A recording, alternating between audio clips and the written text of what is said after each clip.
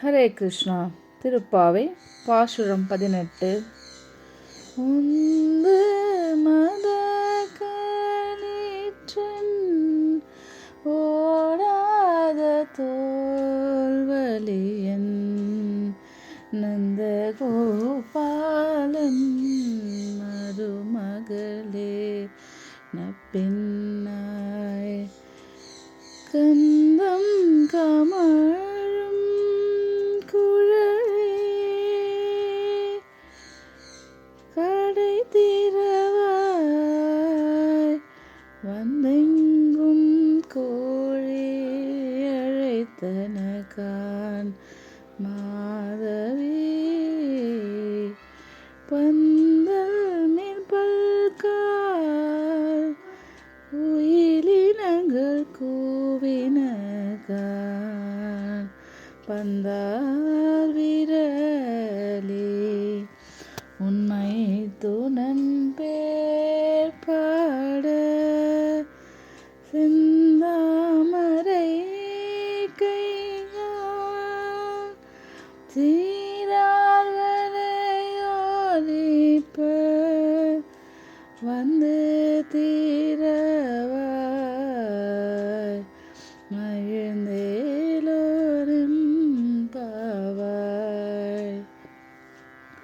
18வது பாசுரம் வைணவ சமயத்தை நிலைநிறுத்த வந்த ஸ்ரீபெரும்புதூர் ராமானுஜர் உவந்த திருப்பாசுரம் என்று வழங்கப்பெறும். திருப்பாவை பாசுரங்களில் ஆழ்ந்த ஈடுபாடு கொண்டு நாள்தோறும் அப்பாசுரங்களை ஓதுவதனையே மரபாக கொண்டிருந்த ராமானுஜரை திருப்பாவை ஜீயர் என்று குறிப்பிடுவார்கள். ஒருமுறை பெரிய நம்பியின் திருமாளிகையை நோக்கிச் சென்ற ராமானுஜர் திருப்பாவை பாட்டை பாடிக்கொண்டு நின்றார். அப்பாட்டை கேட்டு பெரிய நம்பியின் திருமகனான அந்துழாய் என்னும் பெண் உள்ளே இருந்து வெளியே வந்து கதவை திறந்தார். அந்துழாயை கண்ட ராமானுஜர் மூச்சை போட்டு கீழே விழுந்து விட்டார். உந்து மதக்களிற்றன் என்னும் பாட்டின் விளைவே ராமானுஜர் மூச்சிருத்து விழ காரணம் என்று பெரிய நம்பி அறிந்து கொண்டார். இந்த பாடலில் ராமானுஜரின் உள்ளம் கவர்ந்த காட்சிகள் நிரம்ப உண்டு என தெரியலாம். இனி பாசுரத்தை காண்போம். தொடக்கத்தில் நப்பின்னை பிராட்டியை ஆயர்குல பெண்கள் துயிலுணர்த்துகிறார்கள். நப்பின்னையை கொண்டே அவருடைய நாயகனான கிருஷ்ணனை பற்ற வேண்டும் என்று கருதுகிறார்கள். எனவே நந்தகோபாலன் மருமகள் நப்பின்னை என்று கூறத் தொடங்குபவர்கள் நந்தகோபனின் வீரம் விளைவிக்கும் வெற்றி தோள்களை பற்றி பாடுகிறார்கள்.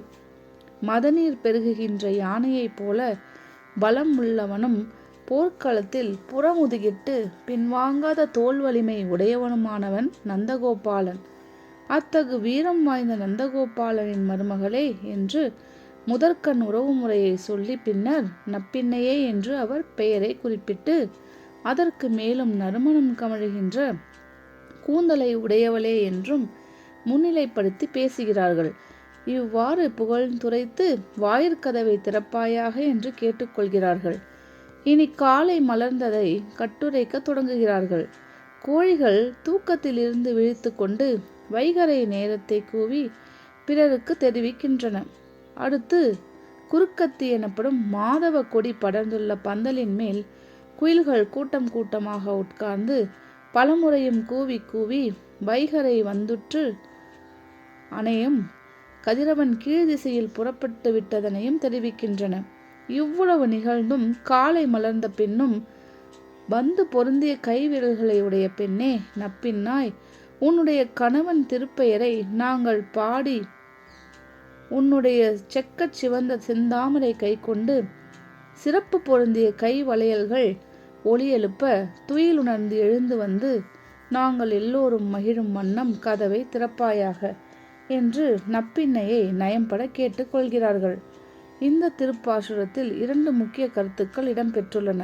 உந்து மதக்களிற்றன் ஓடாத தோல்வலியன் நந்தகோபாலன் மருமகளே நப்பின்னாய் என்பதாகும். பொதுவாக பெண்களுக்கு பிறந்தகத்தின் ஆசை எத்தனை வயதானாலும் போகாது. ஆனால் இங்கே நப்பின்னை புகுந்தகத்தை பெரிதும் உவர்க்கின்றாள் என்பதனை நந்தகோபாலன் மருமகளே என்று பெண்கள் விழிப்பதனால் பெறப்படுகின்றது. தந்தைக்கு மகள் என்ற பெருமையை காட்டிலும் மாமனாருக்கு மருமகள் என்று ஒரு பெண் வழங்கப்படுவதே பெருமை சேர்ப்பதாகும் என்ற ஓர் உயிரான கருத்து இப்பாசுரத்தின் வழி அறியப்படுகிறது. இரண்டாவதாக, அத்தை மகனை மைத்துனன் என்று சொல்கின்ற வழக்கு வைணவர்களிடையே உண்டு. மாமன் மகளை மணந்து கொள்ளும் முறைமை காரணமாக நப்பின்னையின் நாயகன் கண்ணன் ஆகின்றான். மேலும் பிராட்டியின் வழியாக பிரானை சென்றடைய வேண்டும். அதாவது நப்பின்னை பிராட்டியை முன்னிட்டு கிருஷ்ணரை சரணாக பெற வேண்டும் என்பது வைணவர்களின் கொள்கை. இதனை புருஷகாரம் என்பர். அம்மையின் அருளால் அப்பனை அடைவது என்பது சைவ விளக்கு. சுருங்கச் சொன்னால், அம்மையின் அருளால் அவளுக்கு நாயகனான இறைவனை துணையாக பற்ற வேண்டும் என்பது இதனால் பெறப்படுகின்றது. இவ்வாறு நப்பின்னையை விரித்து அவள் துணையாலே கண்ணனுடைய பேரருளுக்கு பாத்திரமாக வேண்டும் என்று இயற்கை வருணனையும் தெய்வ கோல் சிறப்பும் ஒழுங்கே அமைந்துள்ள இந்த பாசுரத்தில் ராமானுஜர் ஆழங்கால் பட்டு நின்றார் என்பதற்கு ஐயமில்லை என்றோ. வந்தெங்கும் கோழி அழைத்தனக்கான் மாதவி பந்தல் மேல் பல்கால் குயிலினங்கள் கூவினக்கான் பந்தார் விரலி உன் மைத்துனன் பேர்பாட செந்தாமரை கையால் சீரார் வலையொழிப்ப வந்து திறவாய் என்று நப்பின்னை பிராட்டியை துயிலெழுப்பி ஆயர்குல பெண்கள் நலம் பெறும் வழியினை இந்த திருப்பாசுரம் நயம்பட வர்ணித்து நிற்கிறது எனலாம்.